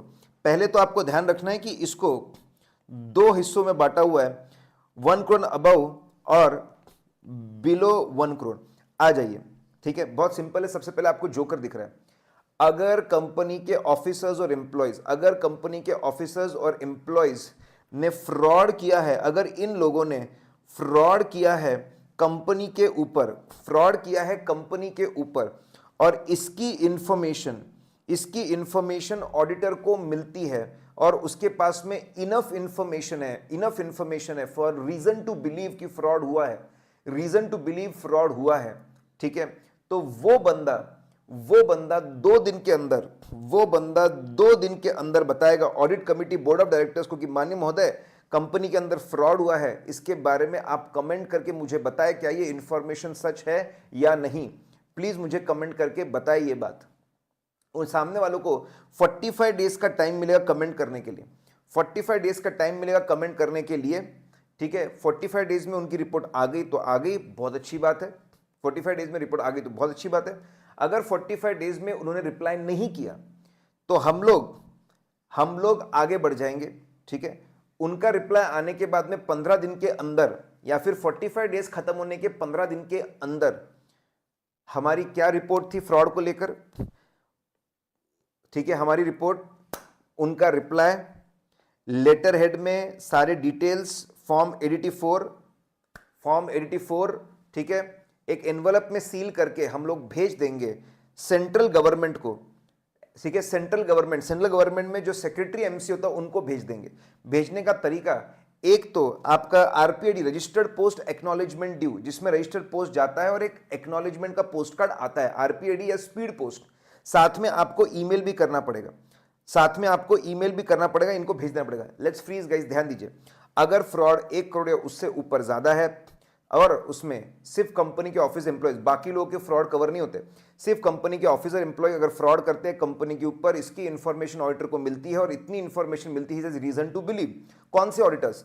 अपना स्टैट्यूटरी ऑडिटर, आपका स्टैट्यूटरी ऑडिटर, आपका कॉस्ट ऑडिटर, आपका स्टैट्यूटरी ऑडिटर, आपका कॉस्ट ऑडिटर, आपका सेक्रेटरियल ऑडिटर, ठीक है, मतलब चार्ट अकाउंटेंट जो आपका स्टैट्यूटरी ऑडिट कर रहा है, कॉस्ट ऑडिटर सीडब्ल्यूए, सीएमए, और फिर आपका सेक्रेटरी ऑडिट करने वाला कंपनी सेक्रेटरी। ये 3 ऑडिटर्स के ऊपर जिम्मेदारी देकर रखी है। 2 दिन के अंदर ऑडिट कमिटी तो उनको बताओ, नहीं तो बोर्ड ऑफ डायरेक्टर्स को बताओ, उनका रिप्लाई 45 दिन में आएगा और आपको ये सभी चीजें जमा करके सेंट्रल गवर्नमेंट को भेजनी पड़ेगी 15 दिन के अंदर, या तो आरपीआईडी या तो स्पीड पोस्ट या फिर प्लस ईमेल आपको करना पड़ेगा। बिंदास करिए, इसको ब्रीच ऑफ कॉन्फिडेंशियलिटी नहीं माना जाएगा। It will not be considered breach of confidentiality दोस्त, ठीक है, कोई प्रॉब्लम नहीं है। अगर आपने ऐसा नहीं किया तो लिस्टेड कंपनी को 5 लाख का जुर्माना है, 5 लाख का जुर्माना है। और अगर ऐसा नहीं किया तो लिस्टेड कंपनी को 5 लाख का जुर्माना है। और अगर और कोई दूसरी कंपनी होगी लिस्टेड के अलावा, अनलिस्टेड कंपनी है, उसको 1 लाख रुपए तक का जुर्माना भरना पड़ेगा दोस्त। अब अगर आते हैं 1 करोड़ के नीचे अगर फ्रॉड है तो क्या होगा? अगर 1 करोड़ के नीचे फ्रॉड है, अगर इसके बारे में पता चलता है ऑडिटर को, तो ऑडिट कमिटी या बोर्ड ऑफ डायरेक्टर्स को इसके बारे में बता दो। क्या क्या बातें बताएंगे? 3 बातें बताएंगे, ठीक है। किस तरह का फ्रॉड है, परचेस में हुआ, प्रोडक्शन में हुआ, सेल्स में हुआ, आपकी रिकवरी में हुआ, आपकी अकाउंटिंग में फ्रॉड हुआ, क्या फ्रॉड हुआ, कितने रुपए का फ्रॉड है और कौन सी पार्टीज इन्वॉल्व है। ऑडिट कमिटी और बोर्ड ऑफ डायरेक्टर, ठीक है, इनकी जिम्मेदारी है कि ये पूरी इंफॉर्मेशन बीओडी रिपोर्ट में डाले। सेम इंफॉर्मेशन रिपीट होती है। साथ में एक चीज और ऐड करना पड़ेगा, एक्शन टेकन। एक्शन टेकन की क्या एक्शन लिया गया, उसको भी ऐड करना पड़ेगा। Let's freeze guys, section 143, 12, 13, 14, 15, 12, 13, 14, 15 4 subsection है जो फ्रॉड रिपोर्टिंग से डील करते हैं। अभी हम लोगों ने देखा fraud reporting 1 crore and above के लिए और फ्रॉड रिपोर्टिंग बिलो 1 करोड़ के लिए 143, 1, 2, 3, 4 खत्म किया, फिर उसके बाद में 11 खत्म किया, उसके बाद में 12 से 15 हम लोगों ने खत्म किया। आइए दोस्तों, मैं जानता हूं कि ये, ठीक है, काफ़ी वॉल्यूमनस चीज़ें हैं और मैं ये भी जानता हूं कि आपका रेडिएटर गर्म हो जाता है सुन के, लेकिन दोस्तों हम जितना यहाँ पे अलर्ट रहकर काम करेंगे, जितना यहाँ पे हम लोग फास्ट काम करेंगे, उतना आपके लिए बहुत अच्छा है। It is very very good for you guys, very very good for you guys. आपका कम से कम समय में ज़्यादा से ज़्यादा रिवीजन होना चाहिए दोस्तों। आइए अब हम लोग आगे बढ़ते हैं, दोस्तों कारों के ऊपर। इसका हम ओरिजिन ऑलरेडी पढ़कर आ गए कि सेंट्रल गवर्नमेंट पावर देता है कि भाई, ठीक है, सेक्शन 143(11) पावर देता है सेंट्रल गवर्नमेंट को कि एनएफआरए से कंसल्ट करके ऑर्डर इशू कर दीजिए कंपनी के ऑडिटर को इस फॉर एडिशनल रिपोर्टिंग। इस ऑर्डर को बोलेगा कारो ऑर्डर। कंपनी के ऑडिटर को अपनी रिपोर्ट बनाते वक्त इस ऑर्डर को फॉलो करना पड़ता है, ठीक है। आपका जो कारो है, कारो के 4 पैराग्राफ्स होते हैं। पैराग्राफ नंबर 1 इतने इंपॉर्टेंट नहीं है। पैराग्राफ नंबर 1 में किस किस को एप्लीकेबल है उसके बारे में बताते हैं। पैराग्राफ नंबर 2 में बोलते हैं कि जो कारो के आप 21 बातें लिखोगे इसको ऑडिट रिपोर्ट का पार्ट माना जाएगा, जहां जहां ऑडिट रिपोर्ट जाएगी वहां वहां पे ये साथ में जाएंगे। 143 में वो 21 क्लॉजेस कौन से होते हैं वो बताया गया है। और फाइनली पैराग्राफ नंबर 4 में लिखा हुआ है सिंपल सी बात कि भाई जब भी कुछ नेगेटिव बोलो रीजन दो। मुझे लगता है 2 ही पैराग्राफ्स बहुत इंपॉर्टेंट है। एप्लीकेबिलिटी के बारे में बोला हुआ है पैराग्राफ नंबर 1 में, और 21 क्लॉज के बारे में बोला हुआ है पैराग्राफ नंबर 3 में। ठीक है, आइए क्या अब कारो की एप्लीकेबिलिटी सबसे फेमस है। कारो की applicability, CARO is applicable to all the companies including foreign companies. Foreign companies को भी रख जाएगा। तो ठीक है, सभी कंपनियों के ऑडिटर इंक्लूडिंग फॉरेन कंपनियों के ऑडिटर को कारो ऑर्डर फॉलो करना पड़ेगा। ठीक है, एग्जेम्पशन दे दिया है। आईबी कॉप्स, इंटेलिजेंस ब्यूरो के कॉप्स को एग्जेम्पशन है। I stand for insurance company के ऑडिटर को कारो फॉलो नहीं करना पड़ेगा। B stand for banking company के ऑडिटर को फॉलो नहीं करना पड़ेगा। C for charity purpose companies है, मतलब सेक्शन 8 कंपनीज है। ओ फॉर 1 पर्सन कंपनीज है। ठीक है, पी फॉर प्राइवेट कंपनीज है जिनको 4 कंडीशन, प्राइवेट कंपनीज को 4 कंडीशन फुलफिल करनी पड़ेगी तब जाके उनको एग्जेम्पशन मिलेगा। और एस फॉर स्मॉल कंपनीज, जो स्मॉल कंपनी के डेफिनेशन में आते हैं। Let's freeze guys, insurance company के ऑडिटर्स, बैंकिंग कंपनी के ऑडिटर्स, चैरिटी पर्पस सेक्शन 8 की ऑडिटर्स, 1 पर्सन कंपनी के ऑडिटर्स, प्राइवेट कंपनी के ऑडिटर्स जो 4 कंडीशन को फुलफिल करते हैं, और स्मॉल कंपनी के ऑडिटर्स, इन लोगों को कारो ऑर्डर फॉलो करने की जरूरत नहीं है। इन कंपनियों को कारो से एग्जेम्प्ट कर दिया गया है। ऑडिटर्स को कारो ऑर्डर फॉलो नहीं करना पड़ेगा, 21 बातें नहीं लिखनी पड़ेगी दोस्तों। ठीक है, अब ये प्राइवेट कंपनी के 4 कंडीशंस के ऊपर आते हैं। हम लोग प्राइवेट कंपनी की ठीक है, हम लोग प्राइवेट कंपनी की 4 चीजों को लेकर आते हैं। ठीक है, let's see guys, private company की 4 चीजों को हम लोग लेकर आते हैं। अब ये प्राइवेट कंपनी की 4 चीज, प्राइवेट कंपनी की 4 कंडीशंस क्या है। सबसे पहले सबसे ऊपर होल्डिंग में, ठीक है, कंपनी के ऊपर अगर कोई होल्डिंग है और या फिर उसके नीचे कोई सब्सिडरी है, इसमें कोई पब्लिक कंपनी नहीं होना चाहिए। होल्डिंग और सब्सिडरी अगर है तो उसमें कोई पब्लिक कंपनी नहीं होना चाहिए। ना हमारे ऊपर कोई पब्लिक कंपनी होना चाहिए, ना हमारे नीचे कोई पब्लिक कंपनी होना चाहिए। ठीक है, फिर आगे पेड अप कैपिटल और reserves, paid up capital and reserve should not exceed 1 crore as on balance sheet date. Balance sheet date का स्टेटस देखना है दोस्तों, जहां पे कुछ दिया हुआ नहीं है, ठीक है, जहां पे कुछ दिया नहीं है वहां पे बैलेंस शीट डेट होता है, और यहां पे तो दिया हुआ है। ठीक है, जैसे पहले पॉइंट में दिया नहीं है तो बैलेंस शीट डेट पे हमको स्टेटस देखना पड़ेगा। Paid up capital and reserve should not exceed 1 crore, ये भी बैलेंस शीट डेट का स्टेटस हमको देखना पड़ेगा।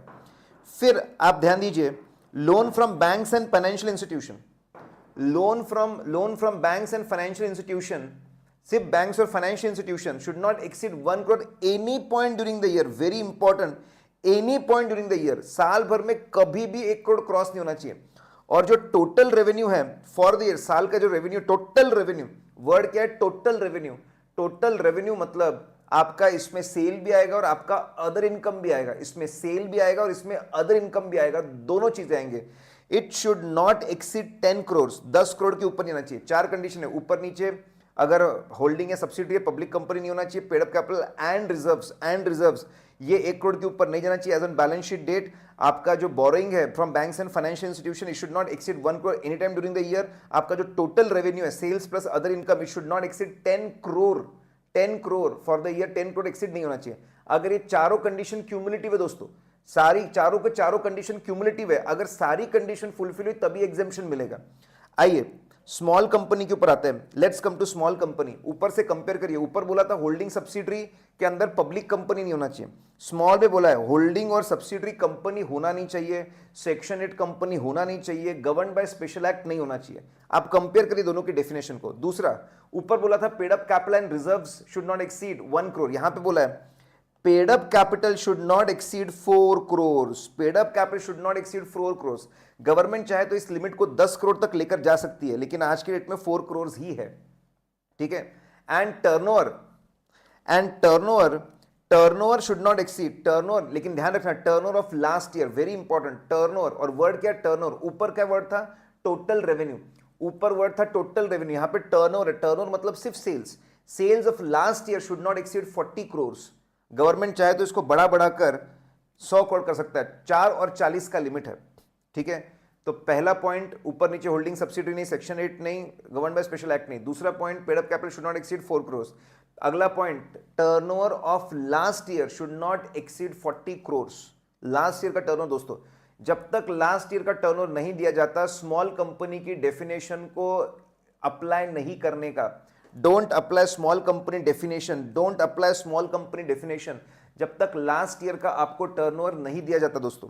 आइए अब एक शॉर्टकट है 21 क्लॉज याद रखने का, ठीक है। 21 क्लॉज, नाउ 21 क्लॉज याद रखने का एक बहुत ही प्यारा, ठीक है, 21 क्लॉज याद रखने का एक बहुत ही प्यारा शॉर्टकट है दोस्तों। इसको हम लोग इमेज रिकॉग्निशन टेक्निक बोलते हैं, that's called image recognition technique, ठीक है। तो 21 क्लॉज है, तो हमने उसको 7 के 3 हिस्सों में बांटा है। पहले 7 वेबसाइट्स है, फिर 7 कंपनियां हैं और 7 खाने पीने की चीजें। सर ये क्या है? बहुत सिंपल सा है। एक बंदा सीए बनता है, 7 वेबसाइट्स पे शॉपिंग करता है, फिर 7 कंपनियों में इंटरव्यू देता है, उसको भूख लगती है तो 7 खाने पीने की चीजें, ठीक है। एक सिंपल सी कहानी है। अब यहां पे गेम ये है, इमेज को 7 वेबसाइट्स है, आपको इमेज सबसे पहले आपको येलो कलर का दिख रहा है, येलो कलर का दिख रहा है, दैट इज फ्लिपकार्ट, ठीक है। फिर आपको एयरक्राफ्ट, इमेजिन कर लो एक एयरक्राफ्ट दिख रहा है, आपको एक एयरक्राफ्ट दिख रहा है, ऐसे इमेजिन कर लो, बस इमेज पे पढ़ो मत कुछ भी, अभी कुछ भी मत पढ़ो।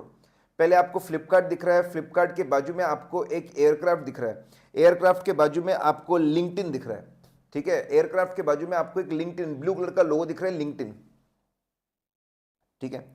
फिर एक और वापस इमेजिन कर लो, live.com का लोगो दिख रहा है, live.com का लोगो दिख रहा है, ईमेल सर्विस है। फिर ब्लू कलर का बॉक्स दिख रहा है, that is drop box, red colour का आपको दिख रहा है CNN, और फिर ग्रीन कलर का आपको स्पॉटिफाई दिख रहा है।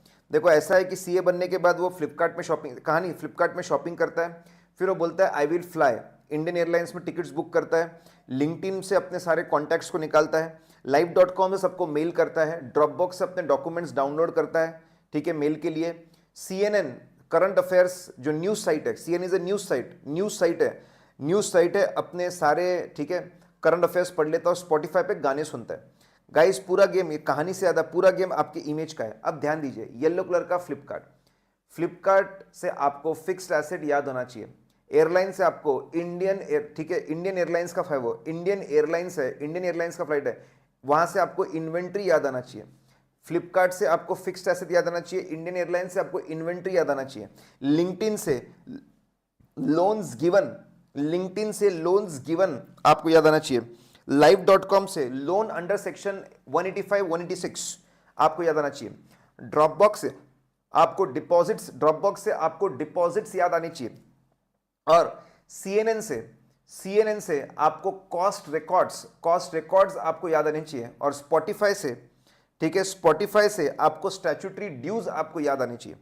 तो दोस्तों आपको 7 क्लॉज आपके याद हो गए। फ्लिपकार्ट से फिक्स्ड एसेट, इंडियन एयरलाइंस से इन्वेंट्री, लिंक्डइन से लोन गिवन, आपके live.com से लोन अंडर 185 186, उसके बाजू में ब्लू कलर का बॉक्स है, that is drop box, that is deposit, red colour का CNN है, दैट इज कॉस्ट रिकॉर्ड्स, और Spotify that is statutory dues. दोस्तों इसका मैजिक क्या मैं आपको बताता हूं।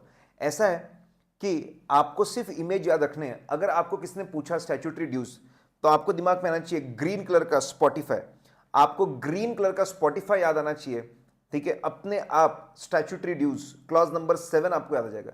इमेज को रिकॉल करो, नंबर अपने आप आपको नंबर याद आ जाएगा। Suppose deposits, drop box 1 2 3 4 5 5 number का क्लॉज है, ठीक है। लोन्स गिवन, लिंक्डइन 1 2 3 नंबर का क्लॉज है। अगर आपने ये इमेजेस दिमाग में फिट कर लिए, जो कि बहुत फास्ट फिट होते हैं, अगर आपने इमेज दिमाग में फिट कर लिए, उसके नाम आपके फिट हो जाएंगे और नंबर अपने आप आपके दिमाग में फिट हो जाएंगे। ये मैजिक है इमेज रिकॉग्निशन का। इमेजेस को याद रखना, ठीक है, 10 गुना ज्यादा आसान है as compare to anything else. ये मैजिक है इमेज रिकॉग्निशन का, फटाफट चीजें याद हो जाएगी। अब इन्होंने 7 कंपनियां 4 और 3 7 कंपनियां को इन्होंने इंटरव्यू दिया। आपको ब्लू कलर का लोगो दिख रहा है, ब्लू कलर का लोगो दिख रहा है, अच्छा खाटा मोटा ताजा आपको लोगो दिख रहा है, that is Tata steel. Blue और येलो कलर का आपको लोगो दिख रहा है, दैट इज LIC। पतला सा लोगो दिख रहा है, दैट इज इन्फोसिस। फिर आपको ब्लू और ब्लैक में दिख रहा है, दैट इज फिनोलेक्स केबल। फिर आपको ब्लैक और रेड में दिख रहा है, दैट इज नेटवर्क 18। फिर आपको गोल्डन आर और रिलायंस दिख रहा है, गोल्डन दिख रहा है आपको, गोल्डन आर दिख रहा है, दैट इज रिलायंस। फिर आपको ऑरेंज में ब्लू में लिखा हुआ है इंडियन ऑयल, ब्लू में लिखा हुआ है इंडियन ऑयल। हो गए आपके 7 चीजें। और टाटा स्टील आपको ट्रांजैक्शंस के ऊपर कमेंट करना पड़ता है, टाटा स्टील आपको ट्रांजैक्शंस के ऊपर कमेंट करना पड़ता है, LIC आपको लोन रीपेमेंट पे कमेंट करना पड़ता है, इन्फोसिस IPO FPO के पैसे पे कमेंट करना पड़ता है, फिनोलेक्स केबल फ्रॉड के बारे में रिपोर्ट करना पड़ता है, नेटवर्क 18 निधि कंपनी के बारे में रिपोर्ट, निधि कंपनी के बारे में, ठीक है, निधि कंपनी के बारे में आपको रिपोर्ट करना पड़ता है, ठीक है, रिलायंस रिलेटेड पार्टी के बारे में आपको रिपोर्ट करना पड़ता है, इंडियन ऑयल आपको इंटरनल ऑडिट के बारे में क्विकली, टाटा स्टील ट्रांजैक्शंस के बारे में, LIC लोन रीपेमेंट के बारे में, इन्फोसिस IPO FPO के बारे में, ठीक है, उसके बाद फिनोलेक्स केबल फ्रॉड के बारे में, नेटवर्क 18 निधि कंपनी के बारे में, रिलायंस रिलेटेड पार्टी के बारे में, और फिर आखिरी में इंडियन ऑयल इंटरनल ऑडिट के बारे में। ठीक है, आपकी पहले 7 वेबसाइट्स थी, 7 चीजें हमको याद हो गई, फिर आपकी 7 कंपनीज हैं, वापस हमको 7 चीजें हमको याद हो गई। नंबर अपने आप आता है दोस्तों। फॉर एग्जांपल के तौर पे अगर आपको IPO FPO है, इन्फोसिस पहले 7 हो गए थे, 8 9 10 नंबर का क्लॉज है, नंबर अपने आप आएगा। आप सिर्फ इमेज पे ध्यान दो, 7 वेबसाइट्स के इमेज पे ध्यान दो, यहां पे 7 कंपनियों के इमेज पे ध्यान दो, अपने आप आपको क्लॉज अपने आप याद आ जाएगा। ठीक है, आइए नाउ फिर खाने पीने की चीजें, आपको काजू बादाम दिख रहा है, खाने पीने की चीजें दोस्तों, खाने पीने की चीजें दिख रही है, खाने पीने की चीजें आपको दिख रही है, काजू बादाम आपको दिख रहे हैं, ठीक है, उसको हम लोग नट्स बोलते हैं। फिर आपको उसके बाजू में ऑरेंज कलर का कैरेट दिख रहा है, फिर आपको उसके बाजू में चीकू, ठीक है, ब्राउन कलर का चीकू दिख रहा है। ठीक है, फिर ये अच्छी चीज है, काजू बादाम नट्स बहुत अच्छी चीज है, कैरेट बहुत अच्छी चीज है, चीकू बहुत अच्छी चीज है। फिर थोड़ी खराब चीज है रबड़ी, बहुत मीठा आपको रबड़ी दिख रही है, फिर आपको उसके बाजू में मदिरा दिख रही है, फिर आपको उसके बाजू में चॉकलेट दिख रहा है, फिर सुपर फूड दिख रहा है एवोकाडो। आइए दोस्तों, सबसे पहले नट से नॉन कैश ट्रांजैक्शन पे रिपोर्ट करना पड़ता है। कैरेट कैश लॉसेस के ऊपर आपको सर्टिफिकेट ऑफ रजिस्ट्रेशन, कैरेट certificate of registration by RBI के ऊपर आपको रिपोर्ट करना पड़ता है। चीकू इस कैश लॉसेस के ऊपर आपको रिपोर्ट करना पड़ता है। रबड़ी रेजिग्नेशन बाय ऑडिटर के बारे में आपको रिपोर्ट करना पड़ता है। मदिरा मटेरियल अनसर्टेनिटी के बारे में आपको रिपोर्ट करना पड़ता है। ठीक है, चॉकलेट CSR के बारे में आपको रिपोर्ट करना पड़ता है। एवोकाडो ठीक है, एडवर्स रिमार्क्स के बारे में आपको रिपोर्ट करना पड़ता है। एवोकाडो एडवर्स रिमार्क के बारे में। Let's freeze guys, 7 images website की, 7 इमेजेस कंपनियों की, 7 इमेजेस खाने पीने की चीजों की, 3 अच्छी खाने पीने की चीजें, 3 बुरी खाने पीने की चीजें, और आखिरी में सुपर फूड एवोकाडो। ठीक है, आइए दोस्तों, ठीक है, अब हमारे क्लॉजेस है। इतने प्यारे चार्ट्स है, क्लॉजेस को याद रखना बहुत ज्यादा आसान हो जाएगा। It will be very easy. It will be very easy. It will be very simple. Very easy, very simple to remember the clauses. मैंने जहां पे इंपॉर्टेंट है, इंपॉर्टेंट मार्क करके रखे हुए, उसके ऊपर ज्यादा ध्यान देंगे। आ जाइए, फिक्स एसेट में हमको 5 चीजों पे रिपोर्ट करना पड़ता है। सबसे पहले, क्या ये कंपनी फिक्स एसेट्स के प्रॉपर रिकॉर्ड्स मेंटेन करती है, उसके बारे में बताना पड़ता है। रिकॉर्ड्स मेंटेन करने के बाद क्या रीजनेबल इंटरवल ऑफ टाइम में ये लोग फिजिकल वेरिफिकेशंस करवाते हैं क्या? फिजिकल वेरिफिकेशन करवाने के बाद में क्या इसके जो टाइटल डीड्स है, जो ओनरशिप डॉक्यूमेंट्स है, कंपनी के नाम पर ही है ना, किसी और के नाम पर तो नहीं है। कभी कभी ऐसा होता है, किसी और के नाम पर है। ठीक है, हो जाता है कभी कभी ऐसा, डायरेक्टर ने प्रॉपर्टी दे दी है लेकिन अभी भी फॉर्मेलिटीज बाकी है, एमैल्गमेशन हो गया है लेकिन अभी भी फॉर्मेलिटीज बाकी है। तो आपको बताना है क्या कंपनी की प्रॉपर्टीज अभी भी किसी और के नाम पर है क्या, उसके डिटेल्स देने पड़ते। फिर कंपनी ने रिवैल्यूएशन करवाया क्या, उसके डिटेल्स देने पड़ते। और बेनामी प्रॉपर्टी प्रोहिबिशन जो एक्ट है, BTP एक्ट है, क्या उसके वो लॉ के अंदर कोई प्रोसीडिंग्स केस चल रहा है क्या कंपनी के अगेंस्ट? गाइस 5 बातों पे रिपीट करना है। क्या प्रॉपर रिकॉर्ड्स मेंटेन कर रहे हैं, क्या टैंजिबल इंटेंजिबल दोनों मेंटेन करने का, फिजिकल वेरिफिकेशन करने रीजनेबल इंटर ऑफ टाइम में।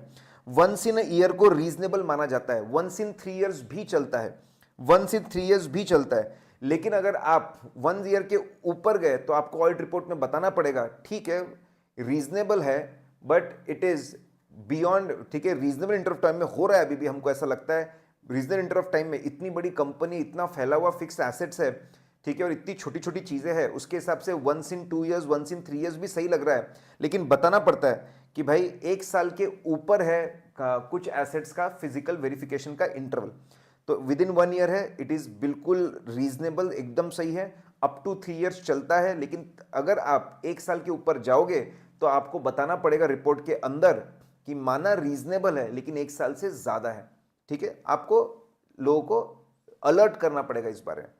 टाइटल डीड्स में आपको बताना है कि कंपनी, ऐसे कौन से एसेट्स है कंपनी के जो अभी भी कंपनी के नाम पर नहीं, उसके डिटेल्स देने पड़ेंगे, ठीक है, कौन से वो एसेट, उसकी ग्रॉस वैल्यू क्या है, किसके किसके नाम पर है, क्या रीजंस है, कोई डिस्प्यूट है, डिटेल्स देने पड़ेंगे। रिवैल्यूएशन, रजिस्टर्ड वैल्यूअर ने ही रिवैल्यूएशन किया ना, और रिवैल्यूएशन का अमाउंट बताना पड़ेगा। इफ इट इज 10% और more of the each class, अगर बड़ा रिवैल्यूएशन उसकी डिटेल देना पड़ेगा। बेनामी प्रॉपर्टी के अंदर कोई केस चल रहा है कंपनी के अगेंस्ट, उसकी डिटेल देना पड़ेगा। ऐसे 5 डिटेल्स आपको देने पड़ते हैं दोस्तों।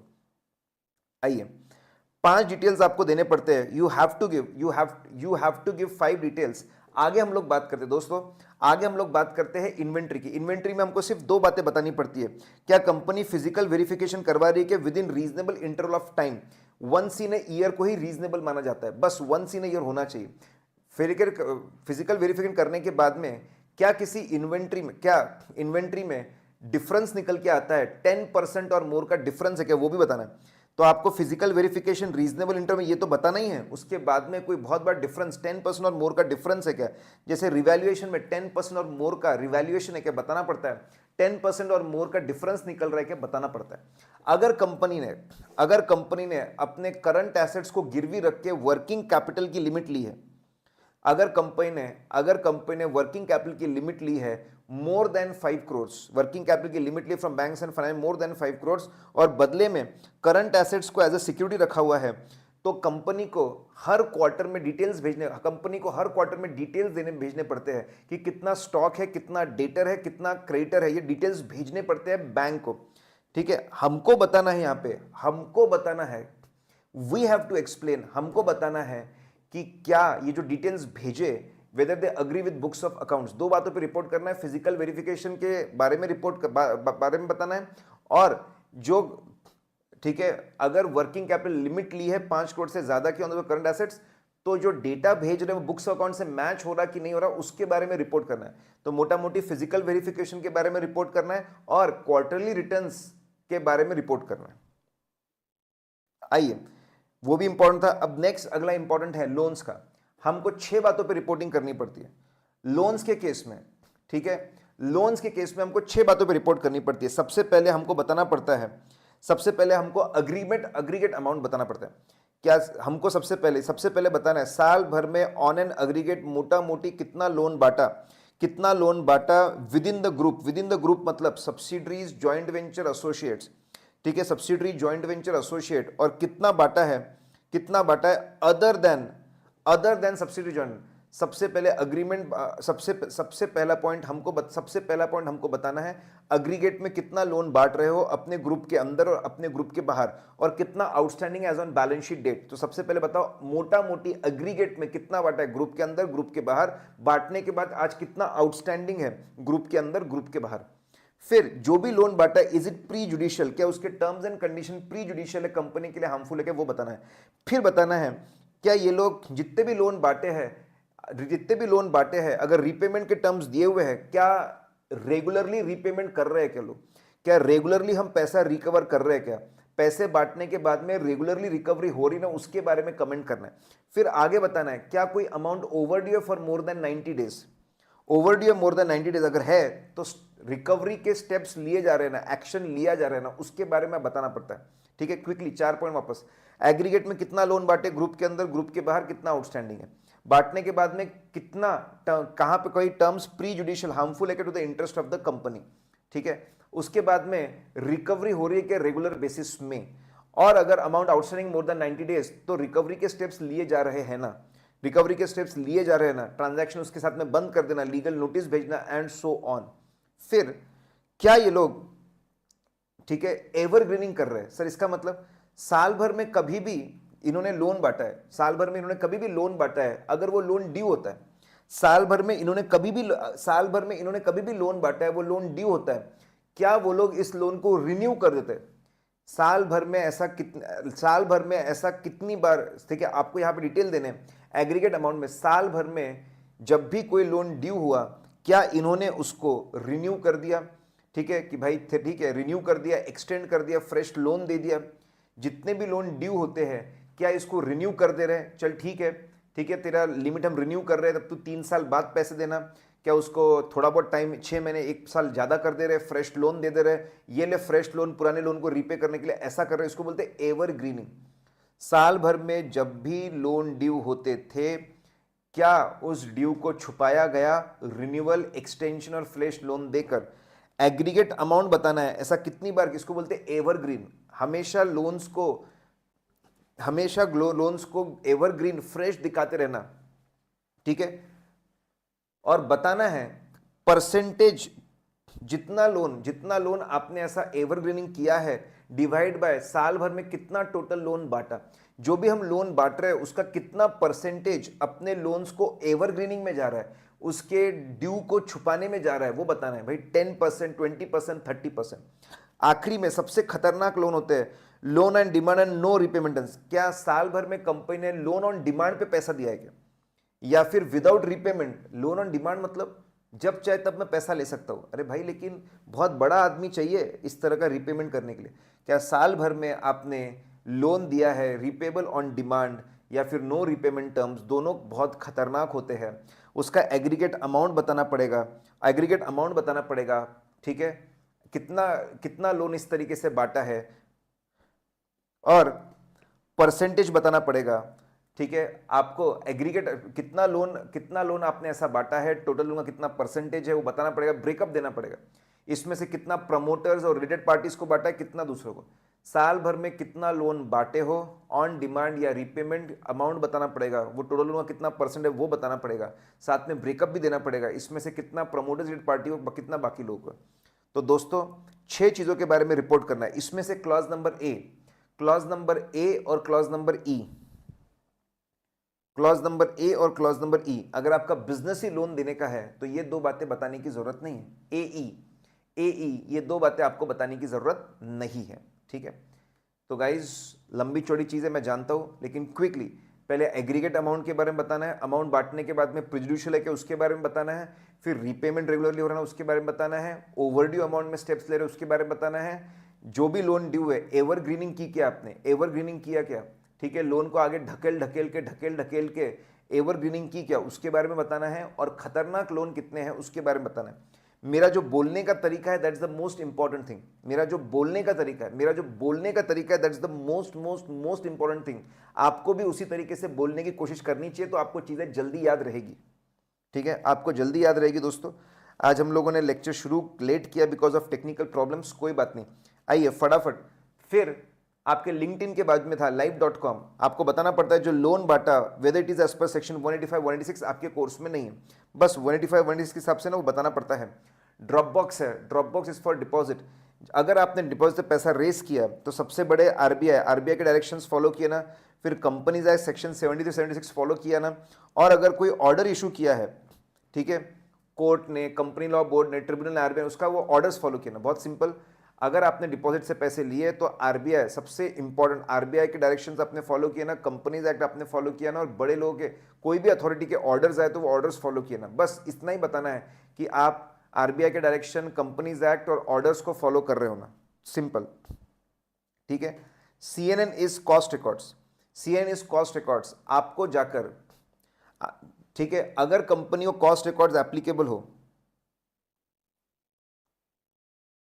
ठीक है, अगर कंपनी ने, अगर ठीक है, अगर दोस्तों कंपनी ने कॉस्ट रिकॉर्ड्स, अगर कंपनी ने कॉस्ट रिकॉर्ड्स, ठीक है, नाउ दैट्स वेरी इंपॉर्टेंट।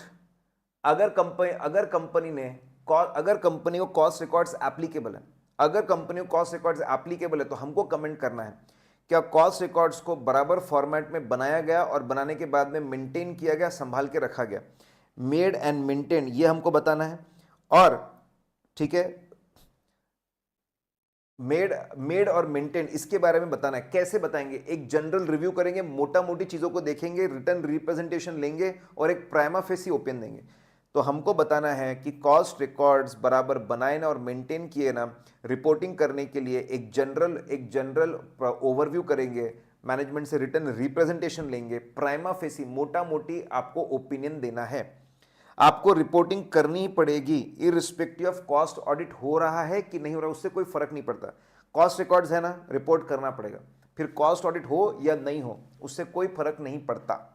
ठीक है, सिंपल उन्होंने बोला है कॉस्ट रिकॉर्ड्स अगर है तो उसके ऊपर रिपोर्ट कर दो, that's it, very simple straight forward.